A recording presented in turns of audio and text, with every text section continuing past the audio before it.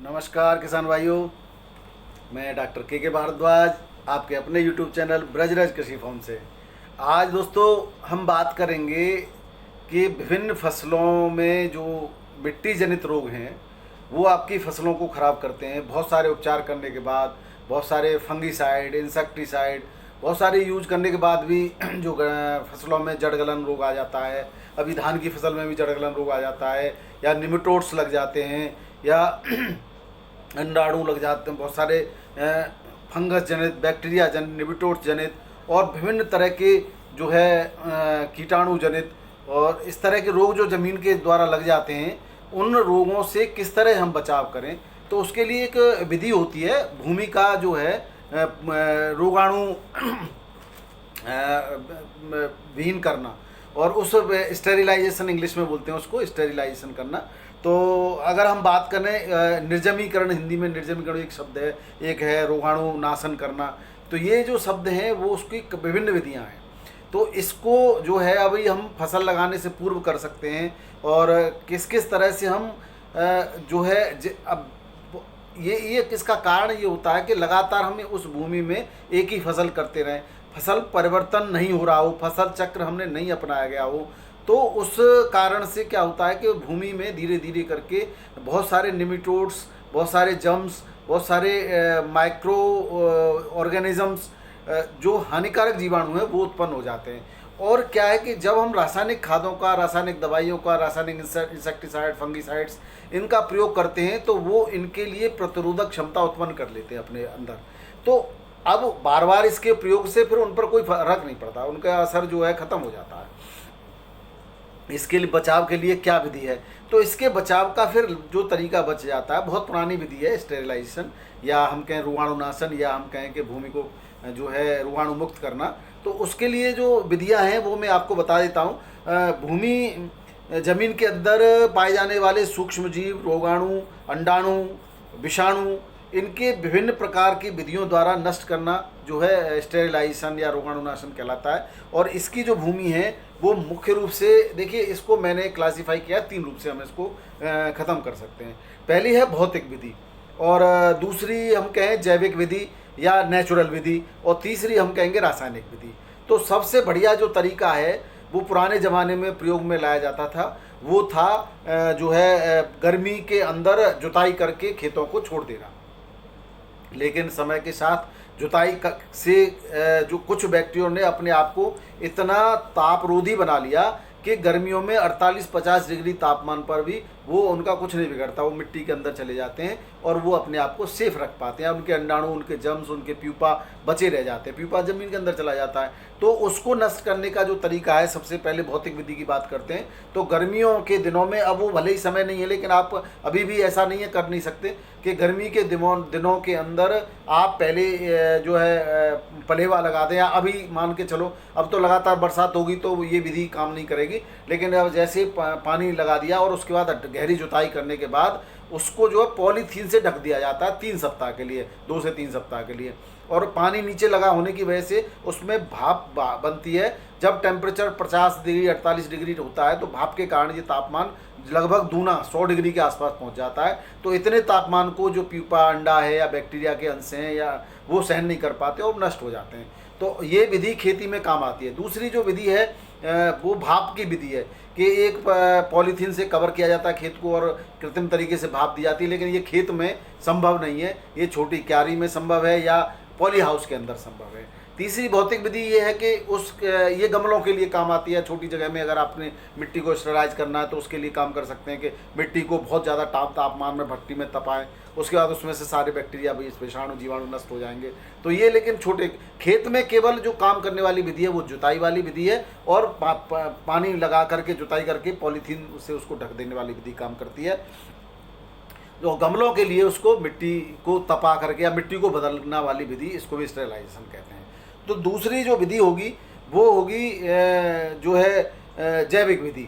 और जैविक विधि में जो बहुत आसानी है, डॉक्टर चंद्रा जी ने एक OWDC के बारे में बताया था, परंतु कुछ लोग तो बहुत ज़्यादा तारीफ़ करते हैं, लेकिन मैं नहीं मानता कि देखो अभी इसको प्रयोग के बाद ही इसके बारे में कहा जाएगा, अभी कहना जल्दबाजी होगी। लेकिन मैंने अपना प्रयोग किया है, कहीं कहीं मुझे परिणाम मिले लेकिन कहीं कहीं परिणाम नहीं भी मिले। तो मेरे साथ अभी मिला जुला असर इसका प्राप्त हुआ है मेरे पास OWDC का। तो वो का कहना है कि OWDC में 60 प्रकार के जीवाणु, कोई ज़रूरत ही नहीं है किसी जीवाणु की, आप सीधा OWDC खेतों में लगाइए और स्टरलाइजेशन अपने आप हो जाएगा। लेकिन मेरा मानना है कि ये अभी कहना जल्दबाजी होगी, मैं लगातार इस पर प्रयोग कर रहा हूँ और समय आने पर आपको इसका भी सही सही जवाब दिया जाएगा। मैंने हालांकि OWDC से कुछ फ़ायदे भी प्राप्त किए, लेकिन उतने फ़ायदे प्राप्त नहीं किए जितने वो लोग दावा करते हैं। तो OWDC का प्रयोग भी हम कर सकते हैं ज़मीन के अंदर। तो उनका कहना है कि करीब करीब 1000 लीटर OWDC ज़मीन में सिंचाई के साथ लगाइए और हर सिंचाई में लगाते रहिए, तो धीरे धीरे करके ज़मीन रोगाणु मुक्त हो जाएगी। और दूसरा जो उपाय है वो है ट्राइकोडर्मा। ट्राइकोडर्मा भी जीवाणु होता है और ट्राइकोडर्मा का प्रयोग हम जो कर सकते हैं, 2 तरीके हैं ट्राइकोडर्मा का प्रयोग करने से। एक तो 1 kg प्रति 100 kg गोबर में लेकर के 1 एकड़ में उसको जो है ढलवा दें आप, और जुताई के साथ इसको जो है जुतवा दें ढंग से।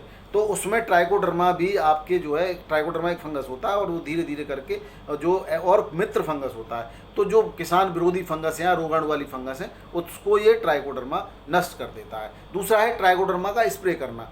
ट्राइकोडर्मा 2-2.5 किलो ट्राइकोडर्मा जो है 100 लीटर पानी में घोल के रख लेते हैं और उसको जो है आप इसमें नीम का तेल भी मिला सकते हैं या पत्तियों का अर्क भी मिला सकते हैं, उसके साथ फसलों पर स्प्रे कर दिया जाता है।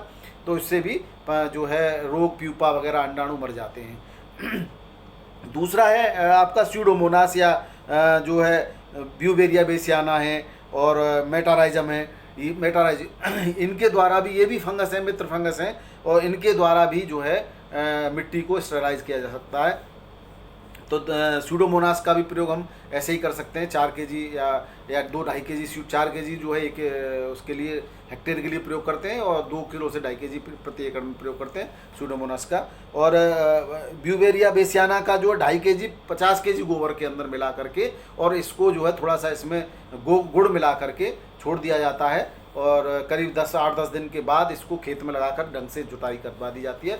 तो इस तरह से भी ये अंदर रोगाणु वाले जो फंगस होती है उसको ये ख़त्म कर देता है। दूसरा जो है, अगर फसल हमने लगा चुके हैं, फसल लगाने के बाद अगर इसका हम स्प्रे कर देते हैं इसका ब्यूवेरिया बेसियाना का, तो स्प्रे करने से जब उसके अंदर रोग वाला कोई फंगस है या कोई बैक्टीरिया या प्यूपा है या निमेटोड है, तो जब ये उस फसल में आ चुके हैं तो उसको भी ये 24 से 36 घंटे के अंदर ये ख़त्म कर देता है। उस पर एक सफ़ेद सी परत जम जाएगी और उसको मार देगा। मारने का जो तरीका होता है, इसका कार्य कैसे करता है, तो ये उसके जो स्किन पर जो काइटिन की स्किन होती है, जिसके अंदर सेक्टम्स होते हैं, खंड होते हैं, उस पर चिपक जाता है और धीरे धीरे उसको गला देता है। दूसरा, इसके एनस के द्वारा इंटेस्टाइन में चला जाता है और वहाँ से उसको जो ख़त्म कर देता है। तो इस तरह से ये निमेटोड्स उसके ख़त्म हो जाते हैं इसकी वजह से।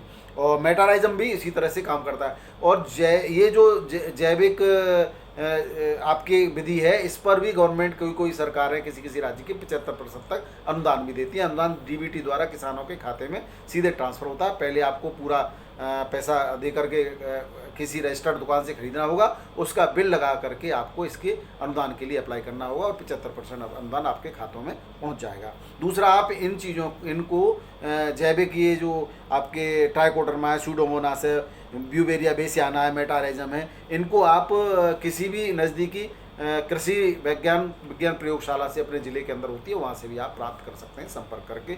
इस पर सरकार काफ़ी मात्रा में सब्सिडी देती है और लगभग मुफ्त में भी इसका कहीं कहीं वितरण किया जाता है। अगली जो विधि है वो है रासायनिक विधि। तो रासायनिक विधि आधुनिक विधि है और रासायनिक विधि से अगर हम ज़मीन का स्टेराइज करना चाहते हैं तो उसमें हम 2-3 चीज़ों का हम प्रयोग करते हैं। तो पहला प्रयोग तो ये है कि हम H2O2 हाइड्रोजन पेरोक्साइड है, तो हाइड्रोजन पेरोक्साइड का प्रयोग करते हैं। तो हाइड्रोजन पेरोक्साइड का कई तरह से प्रयोग किया जाता है इसमें।